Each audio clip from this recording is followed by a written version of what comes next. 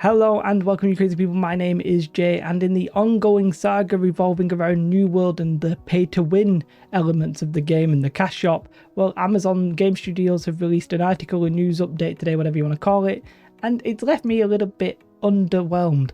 I think they're sort of, to some extent, missing the point, and they're not really addressing the main concerns.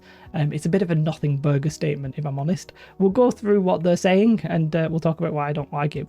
Now, I'm not going to read it out to you, because you can read if you really want to read it. They talk about some of the kind of things that they're adding to the alpha store. They say these aren't final. You know, you've got skins, you've got a flex emote, which with my muscles out, I really do need to be showing off my muscles in game because I ain't got none in real life. And some dies, right? Fine, okay. Now, yeah, I'm not really bothered about these. We can have a conversation about cosmetics if you like. A lot of people's arguments about cosmetics, they do actually address. They talk about here the quality of the cosmetics. They're trying to show you that, you know, all the in-game costumes are just as good as the shop costume. A bit of me might argue here that the shop one does maybe look a little bit slightly better, but I'm not. I'm sure that's just me perceiving it incorrectly. But that's a lot of people's main concerns. I don't think it necessarily addresses everything because, you know, a lot of people say it takes away it's like one of the reward structures and you sort of take it away. But we've lost the fight on cosmetics, I think, a long time ago.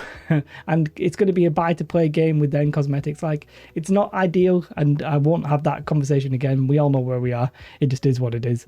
And they talk about the different kinds of things that they are going to sell relating to that house decor, house pets, emotes, die packs, company crests, which seems a little bit weird because it's like a guild thing, but it is what it is. Meh, it is what it is. So then they talk about maintaining a level playfield. They talk about how it's not their intention to provide anything that players find pay to win. Okay, like you could say that, but in the next breath they do talk about the XP boosts that are possibly going to come. They do also say that they will be available in game, and yeah, like, oh, one thing I do want to say is that they're not going to sell anything other than cosmetic items until 2022. So if they are going to add these XP boosts, you're going to get, what's that, 3-4 months of the game at least. It's interesting that they're saying that you're going to get 4 months of it not being pay to win. I don't have that big of a problem with XP boosts, by the way, but if you do, they're not really addressing that here, is what I want to say. And yeah, so you're not going to get these XP boosts. You're not going to get anything other than this until 2022.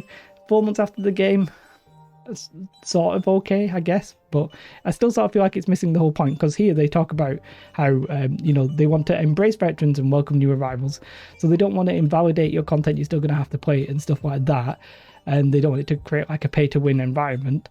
But they're pretty much going to add these XP boosts. There's no denying it, and it sort of takes away. They don't quite mention one of the main problems, which is how you're sort of designing your content with it being skippable in a sense. Now they do say here that, oh, it's okay, you know, we want you to go through the mechanics of the game, and we will possibly consider items that are going to influence like vested XP and stuff like that. But I don't know, it doesn't feel like it actually, it doesn't change anything that we already knew. We already knew that they weren't going to come at launch because they'd said as much. We already knew you were doing cosmetics because you'd said as much. What does this statement really change? Oh, now we have a date on when you might do it. So we're going to get 4 months of the game not having these XP boosts. The XP boosts are probably going to be obtainable in-game. Quite frankly, though, you could just turn down the XP required to level 4 months after the situation. You're designing that problem there, and you could fix it. I think that's really the core point. I personally don't see the XP boost as being massively pay to win. Quite frankly, most people are going to be like max level in 4 months time, unless there's some sort of like big advantage to having alts and stuff like that, which we obviously don't know at the minute. I don't necessarily see the XP boosts as being a massive pay to win thing. I think we should not want them in games, but I don't necessarily see them as a massive issue. But this statement I just feel like doesn't really address the issues correctly. I'm a little bit annoyed that they made the statement at all, because they're not changing anything. What they're doing here is justifying what they're doing, which is fine. I don't really have a problem with it, But I don't feel this sort of like it sort of flies in the face of the community reaction a little bit, if that makes sense, because they're not changing what the community doesn't want. They're just trying to appease the community a little bit without changing anything, which I think is really the big, like, why even make the statement. So let's just recap. Yeah, you're going to have some cosmetics. Look, depending on how you feel about that, I think that ship has sailed. It's too late. Cosmetics are in there.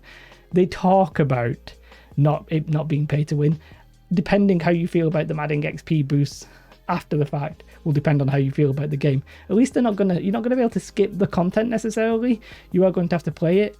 So that's one thing, like World of Warcraft, where you can literally just skip some of the content. But again, it doesn't answer the key question of why don't you just design around it, which is relatively easy to do. You could tone down your XP required for those things. So I think they should have just said, we're not going to do this. We might reconsider it at 2023, the earliest. They could have got away. They could have done that, and everybody would have been a little bit happy about it than what they've done here. It's not like a bad statement. It's not like anything in there is like, oh, how could they say such a thing? I personally am not I'm not worried about the game being pay to win necessarily, because as I said, I'm not bothered about cosmetics being pay to win, even though I agree they are sort of pay to win. I'm not really bothered about XP boosts that are going to come after the fact everybody's already max levels, as long as they don't become like a requirement, which is they sort of acknowledge that a little bit. So I don't really have a massive problem with those like level boosting kind of things, like lots of other games have them as well, and if it's after the fact it really sort of makes it less of an issue. But I just feel like the statement itself is a little bit tone deaf, a little bit. It doesn't alter anything. It's just information that we knew, and as I said, it's justifying rather than changing anything. And it buzzed me up the wrong way a little bit, but maybe I'm overreacting. Maybe I'm just a small YouTuber getting angry about stuff for no reason, but I just don't like it. That's all I can say. Still going to be playing the game, still not worried about it. I still think the game will be popular, but yeah, I just don't like that statement for whatever reason. Can't say anything other than that. Have a most beautiful day. Like and subscribe. Goodbye.